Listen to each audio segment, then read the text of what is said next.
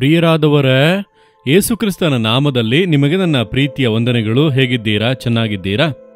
ದೇವರಲ್ಲಿ ಯಾವಾಗಲೂ ಸಂತೋಷವಾಗಿರಬೇಕು, ಉಲ್ಲಾಸವಾಗಿರಬೇಕು. ಅದಕ್ಕಾಗಿ ದೇವರೊಟ್ಟಿಗೆ ಯಾವಾಗಲೂ ಸಂಬಂಧದಲ್ಲಿ ಇರಬೇಕು, ಸತ್ಯವೇದ ಓದಬೇಕು, ಪ್ರಾರ್ಥಿಸಬೇಕು, ಮತ್ತೊಬ್ಬರಿಗಾಗಿ ಪ್ರಾರ್ಥಿಸಬೇಕು. ನಾವು ನೋಡುತ್ತಿರುವಂಥ ಈ ಸ್ಥಳ ಅಮೆರಿಕ ದೇಶದಲ್ಲಿ ಲಾಸ್ ವೇಗಸ್ ಎಂಬಂಥ ಒಂದು ಪಟ್ಟಣ ಇದು. ಈ ಸಿಟಿಯನ್ನು ಸಿಟಿ ಆಫ್ ಗ್ಯಾಮ್ಲಿಂಗ್ ಎಂಬುದಾಗಿ ಕರೆಯುತ್ತಾರೆ. ಇಲ್ಲಿ ಅನೇಕ ಸ್ಟಾರ್ ಹೋಟೆಲ್ಸ್ಗಳು ಇವೆ. ಜೂಜಾಡೋದಕ್ಕೆ ಅನೇಕ ಜನರು ಇಲ್ಲಿಗೆ ಬಂದು ಹಣವನ್ನು ಕಳೆದುಕೊಂಡು ದುಃಖದಿಂದ ಹೋಗುತ್ತಾರೆ. ಅನೇಕರು ಕುಡಿದು ಬೀದಿ ಬದಿಗಳಲ್ಲಿ ಬಿದ್ದಿರುವುದನ್ನು ಕಂಡು ನಾನು ಬಹಳ ದುಃಖಪಟ್ಟೆನು, ಈ ದೇಶದಲ್ಲಿ ಇಂತಹ ಒಂದು ಸ್ಥಳವ ಎಂಬುದಾಗಿ. ಆದರೆ ಈ ಸ್ಥಳಕ್ಕೆ ಪ್ರತಿನಿತ್ಯ ಹೇರಳವಾದ ಪ್ರವಾಸಿಗರು ಬರುತ್ತಾರೆ, ಕುಟುಂಬಗಳಾಗಿ ಬರುತ್ತಾರೆ. ಯಾಕಂದ್ರೆ ಇಲ್ಲಿ ಅನೇಕ ಆಟಗಳು, ಮನೋರಂಜನೆ, ಅನೇಕ ಕಾರ್ಯಗಳಿವೆ. ಮಕ್ಕಳಿಗಾಗಿ ಅನೇಕ ವಿಷಯಗಳನ್ನೆಲ್ಲ ಇಲ್ಲಿ ಇಟ್ಟಿದ್ದಾರೆ. ಆದರೆ ಈ ಪಟ್ಟಣದಲ್ಲಿ ಸಭೆಗಳಿವೆ, ಪ್ರಾರ್ಥಿಸುವಂತ ಜನರು ಇದ್ದಾರೆ.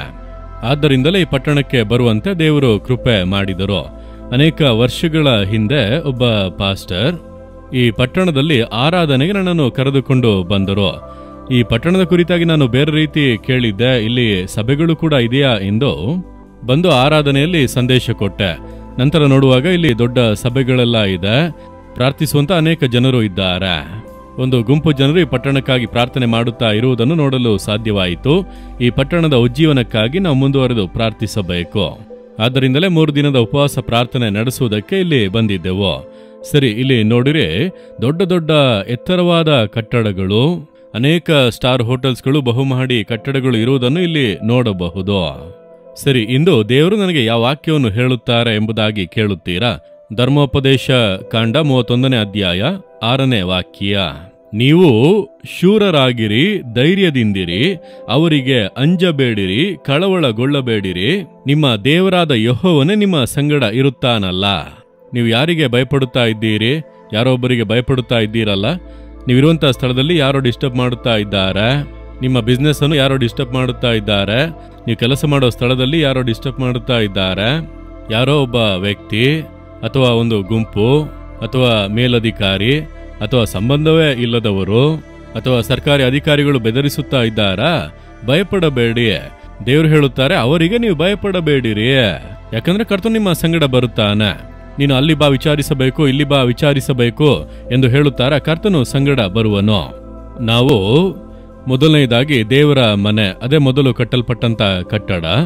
ಒಬ್ಬರು ತಮಗಿದಂತ ಸ್ವಂತ ಸ್ಥಳವನ್ನು ಉಚಿತವಾಗಿ ನಮಗೆ ಕೊಟ್ಟರು. ಅಂದರೆ ಸ್ವಂತ ಸ್ಥಳದಲ್ಲಿ ಸರ್ಕಾರದ ಪರ್ಮಿಷನ್ ತೆಗೆದುಕೊಂಡೇ ಕಟ್ಟಡ ಕಟ್ಟುತ್ತೇವೆ.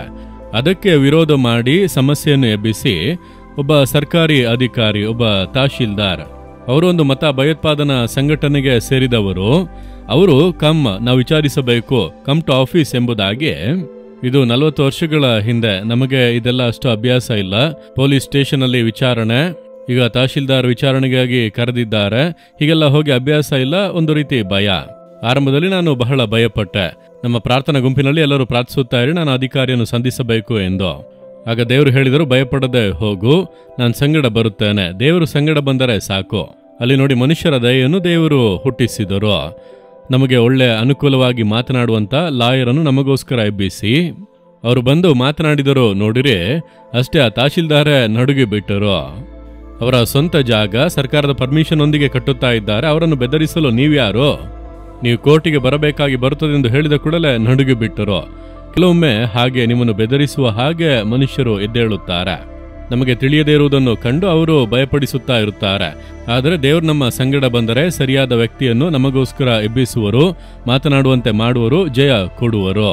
ಅದಕ್ಕೆ ದೇವರು ಹೇಳುತ್ತಾರೆ, ಭಯಪಡಬೇಡ, ಕಂಗಾಲಾಗಬೇಡ, ಧೈರ್ಯವಾಗಿರು ಎಂದು ದೇವರು ಹೇಳುತ್ತಾರೆ. ನಿಮ್ಮ ನೋಡಿಯೇ ಹೇಳುತ್ತಾರೆ. ಇಂದು ಯಾರು ನಿಮ್ಮನ್ನು ಬೆದರಿಸುತ್ತಾ ಭಯಪಡಿಸುತ್ತಾ ಇದ್ದಾರಲ್ಲ, ನೀವು ಜಯಿಸುವಿರಿ. ಅವರು ಕಾಣದೆ ಹೋಗುತ್ತಾರೆ. ನೀವು ಭಯಪಡಬೇಡಿರಿ. ದೇವರನ್ನು ನೋಡಿ ಹೇಳಿರಿ, ದೇವರೇ, ನಾನು ಭಯಪಡುವುದಿಲ್ಲ, ಕಂಗಾಲಾಗುವುದಿಲ್ಲ, ನೀವು ನನ್ನ ಸಂಗಡ ಇದ್ದೀರಿ. ಹಿಂದೆ ಈ ಸಮಸ್ಯೆಗೆ ನೀವು ಅಂತ್ಯವನ್ನು ಉಂಟು ಮಾಡುವಿರಿ. ಬೇಗನೆ ಈ ಸಮಸ್ಯೆಗಳೆಲ್ಲ ನೀಗಿ ನಾನು ಸಂತೋಷವಾಗಿ ಮುನ್ನಡೆದು ಹೋಗುವೆ. ಯೇಸುವಿನ ನಾಮದಲ್ಲಿ ನನಗೆ ಜಯ ಕೊಡುವಂತ ದೇವರಿಗೆ ಸ್ತೋತ್ರ, ಸ್ತೋತ್ರ. Amen, amen. Jesus redeem Kannada YouTube channel ಅನ್ನು ಸಬ್ಸ್ಕ್ರೈಬ್ ಮಾಡಿ. ಸಬ್ಸ್ಕ್ರೈಬ್ ಬಟನ್ ಕ್ಲಿಕ್ ಮಾಡಿ ಮತ್ತು ಬೆಲ್ ಬಟನ್ ಒತ್ತಿ. ಅನುದಿನ ಕಾರ್ಯಕ್ರಮದ ಮಾಹಿತಿ ಪಡೆಯಿರಿ.